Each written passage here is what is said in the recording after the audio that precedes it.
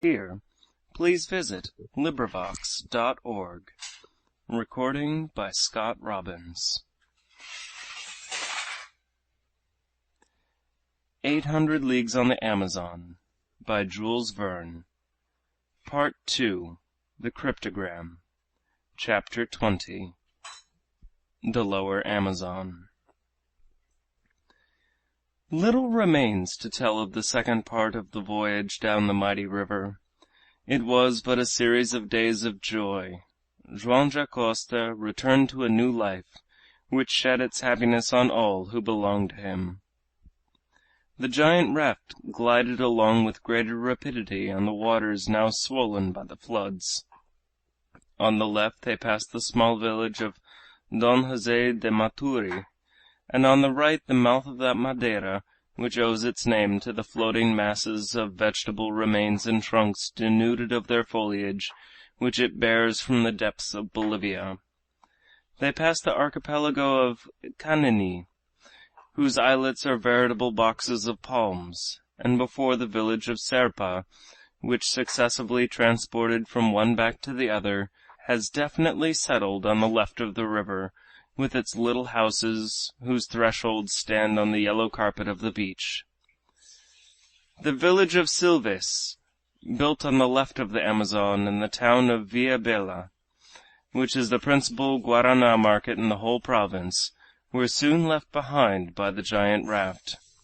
And so was the village of Faro, and its celebrated river of the Namundas, on which in 1539 Orellana asserted he was attacked by female warriors who had never been seen again since, and thus gave us the legend which justifies the immortal name of the river of the Amazons. Here it is that the province of Rio Negro terminates.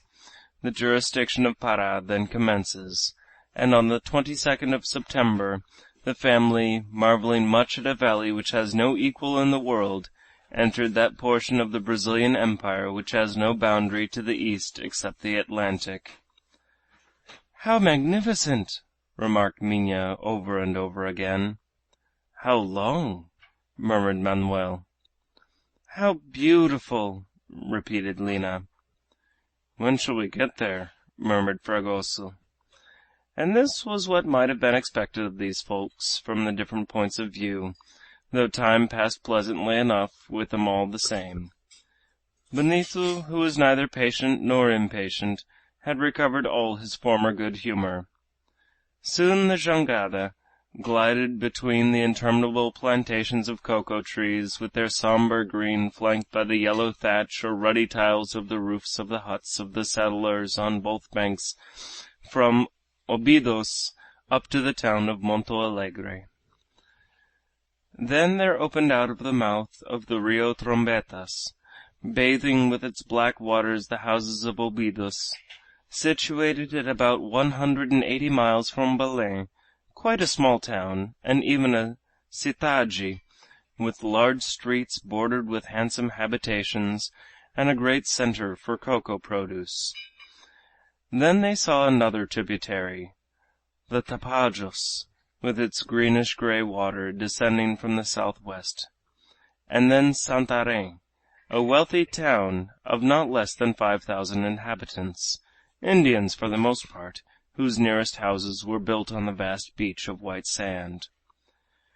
After its departure from Manaus, the jangada did not stop anywhere as it passed down the much less encumbered course of the Amazon. Day and night it moved along under the vigilant care of its trusty pilot. No more stoppages either for the gratification of the passengers or for business purposes. Unceasingly it progressed, and the end rapidly grew nearer. On leaving Alemquer, situated on the left bank, a new horizon appeared in view. In place of the curtain of forest which had shut them in up to then, our friends beheld a foreground of hills, whose undulations could be easily descried, and beyond them the faint summits of veritable mountains, vandyked across the distant depth of sky. Neither Yaquita, nor her daughter, nor Lina, nor old Cybele had ever seen anything like this. But in this jurisdiction of Para, Manuel was at home, and he could tell them the names of the double chain which gradually narrowed the valley of the huge river. "To the right," said he, "that is the Sierra de Paracuarta, which curves in a half circle to the south. To the left, that is the Sierra de Curuva, of which we have already passed the first outposts." "Then they close in?" asked Fragoso. "They close in," replied Manuel. And the two men seemed to understand each other, for the same slight but significant nodding of the head accompanied the question and reply. At last, notwithstanding the tide, which since leaving Obidos had begun to be felt, and which somewhat checked the progress of the raft, the town of Monte Alegre was passed, and then that of Pravanha de Onteiro, then the mouth of the Xingu, frequented by Yurumas Indians, whose principal industry consists in preparing their enemies' heads for natural history cabinets. To what a superb size the Amazon had now developed, as already this monarch of rivers gave signs of opening out like a sea. Plants from 8 to 10 feet high clustered along the beach, and bordered it with a forest of reeds. Porto de Mos, Boa Vista, and Gurupa, whose prosperity is on the decline, were soon among the places left in the rear. Then the river divided into two important branches, which flowed off toward the Atlantic, one going away northeastward, the other eastward, and between them appeared the beginning of the large island of Marajo. This island is quite a province in itself. It measures no less than 180 leagues in circumference, cut up by marshes and rivers, all savanna to the east, all forest to the west. It offers most excellent advantages for the raising of cattle, which can here be seen in their thousands. This immense barricade of Marajo is the natural obstacle which has compelled the Amazon to divide before precipitating its torrents of water into the sea.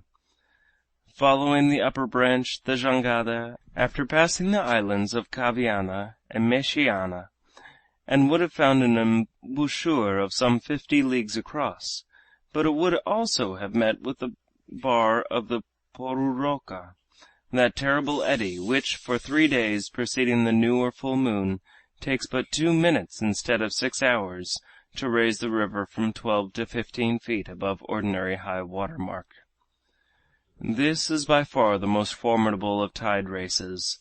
Most fortunately, the lower branch, known as the Canal of Breves, which is the natural area of the Para, is not subject to the visitations of this terrible phenomenon, and its tides are of a more regular description. Araujo, the pilot, was quite aware of this. He steered, therefore, into the midst of magnificent forests, here and there gliding past islands covered with muritis palms, and the weather was so favorable that they did not experience any of the storms which so frequently rage along this Breves canal. A few days afterward the jangada passed the village of the same name, which, although built on the ground flooded for many months in the year, has become, since 1845, an important town of 100 houses. Throughout these districts, which are frequented by Tapuyas, the Indians of the lower Amazon become more and more commingled with the white population, and promise to be completely absorbed by them. And still the jangada continued its journey down the river. Here, at the risk of entanglement, it grazed the branches of the mangaliers, whose roots stretched down into the waters like the claws of gigantic crustaceans, then the smooth trunks of the paletuvieres, with their pale green foliage, served as the resting places for the long poles of the crew as they kept the raft in the strength of the current. Then came the Tocantins, whose waters, due to the different rivers of the province of Goiás, mingle with those of the Amazon by an embouchure of great size, then the Moju, then the town of Santa Ana. Majestically the panorama of both banks moved along without a pause, as though some ingenious mechanism necessitated its unrolling in the opposite direction to that of the stream.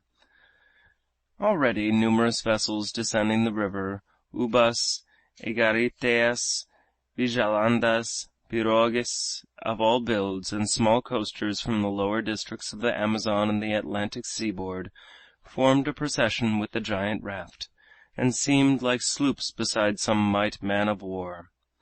At length there appeared on the left Santa Maria de Belém do Pará, the town, as they call it in that country, with its picturesque lines of white houses at many different levels, its convents nestled among the palm trees, the steeples of its cathedrals and of Nostra Senora de Merced, and the flotilla of its brigantines, brigs, and barks, which form its commercial communications with the Old World. The hearts of the passengers of the giant raft beat high. At length they were coming to the end of the voyage, which they had thought they would never reach. While the arrest of Joam detained them at Manaus halfway on their journey, could they ever have hoped to see the capital of the province of Pará? It was in the course of this day, the 15th of October, 4 months and a half after leaving the fazenda of Iquitos, that, as they rounded a sharp bend in the river, Belém came into sight. The arrival of the jangada had been signaled for some days. The whole town knew the story of Joam Dacosta. They came forth to welcome him, and to him and his people accorded a most sympathetic reception. Hundreds of craft of all sorts conveyed them to the fazender, and soon the jangada was invaded by all those who wished to welcome the return of their compatriot after his long exile. Thousands of sightseers, or more correctly speaking, thousands of friends, crowded on to the floating village as soon as it came to its moorings, and it was vast and solid enough to support the entire population. Among those who hurried on board, one of the first pirogues had brought Madame Valdez. Manuel's mother was at last able to clasp to her arms the daughter whom her son had chosen. If the good lady had not been able to come to Iquitos, was it not as though a portion of the fazenda with her new family had come down the Amazon to her? Before evening the pilot Araujo had securely moored the raft at the entrance of a creek behind the arsenal. That was to be its last resting place, its last halt, after its voyage of 800 leagues on the Brazilian artery. There the huts of the Indians, the cottage of the Negroes, the storerooms which held the valuable cargo, would be gradually demolished. There the principal dwelling, nestled beneath its verdant tapestry of flowers and foliage, and the little chapel whose humble bell was then replying to the sounding clangor from the steeples of Belém, would each in its turn disappear. But ere this was done, a ceremony had to take place on the jangada, the marriage of Manuel and Minha, the marriage of Lina and Fragoso. To Father Passanha fell the duty of celebrating the double union which promised so happily. In that little chapel the two couples were to receive the nuptial benediction from his hands. If it happened to be so small as to be only capable of holding the members of Dacosta's family, was not the giant raft large enough to receive all those who wished to assist at the ceremony? And if not, and the crowd became so great, did not the ledges of the river banks afford sufficient room for as many others of the sympathizing crowd as were desirous of welcoming him, whom so signal a reparation had made the hero of the day? It was on the morrow, the 16th of October, that with great pomp the marriages were celebrated. It was a magnificent day, and from about 10 o'clock in the morning the raft began to receive its crowd of guests. On the bank could be seen almost the entire population of Belém in holiday costume. On the river, vessels of all sorts crammed with visitors gathered round the enormous mass of timber, and the waters of the Amazon literally disappeared, even up to the left bank, beneath the vast flotilla. When the chapel bell rang out its opening note, it seemed like a signal of joy to ear and eye. In an instant the churches of Belém replied to the bell of the jangada. The vessels in the port decked themselves with flags up to their mastheads, and the Brazilian colors were saluted by the many other national flags. Discharges of musketry reverberated on all sides, and it was only with difficulty that their joyous detonations could cope with the loud hurrahs from the assembled thousands. The Jocasta family came forth from their house and moved through the crowd toward the little chapel. Joam was received with absolutely frantic applause. He gave his arm to Madame Valdez. Yaquita was escorted by the governor of Belem, who, accompanied by the friends of the young army surgeon, had expressed a wish to honor the ceremony with his presence. Manuel walked by the side of Minha, who looked most fascinating in her bride's costume, and then came Fragoso, holding the hand of Lina, who seemed quite radiant with joy. Then followed Benito, then old Cybele and the servants of the worthy family between the double ranks of the crew of the jangada. Padre Passanha awaited the two couples at the entrance of the chapel. The ceremony was very simple, and the same bands which had formerly blessed Joam and Yaquita were again stretched forth to give the nuptial benediction to their child. So much happiness was not likely to be interrupted by the sorrow of long separation. In fact, Manuel Valdez almost immediately sent in his resignation, so as to join the family at Iquitos, where he is still following the profession of a country doctor. Naturally, the Fragosos did not hesitate to go back with those who were to them friends rather than masters. Madame Valdez had no desire to separate so happy a group, but she insisted on one thing, and that was that they should often come and see her at Belem. Nothing could be easier. Was not the mighty river a bond of communication between Belem and Iquitos? In a few days the first mail steamer was to begin a regular and rapid service, and it would then only take a week to ascend the Amazon, on which it had taken the giant raft so many months to drift. The important commercial negotiations, ably managed by Benito, were carried through under the best of conditions, and soon of what had formed the jangada, that is to say, the huge raft of timber constructed from an entire forest at Iquitos, there remained not a trace. A month afterward the fazender, his wife, his son, Manuel and Minha Valdez, Lina and Fragoso, departed by one of the Amazon steamers for the immense establishment at Iquitos, of which Benito was to take the management. Joam Dacosta re-entered his home with his head erect, and it was indeed a family of happy hearts which he brought back with him from beyond the Brazilian frontier. As for Fragoso, 20 times a day was he heard to repeat, "What! Without the liana?" And he wound up by bestowing the name on the young mulatto, who, by her affection for the gallant fellow, fully justified its appropriateness. "If it were not for the one letter," he said, "would not Lina and Liana be the same?"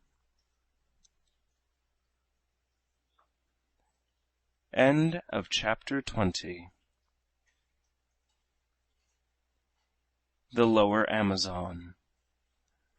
End of 800 Leagues on the Amazon by Jules Verne.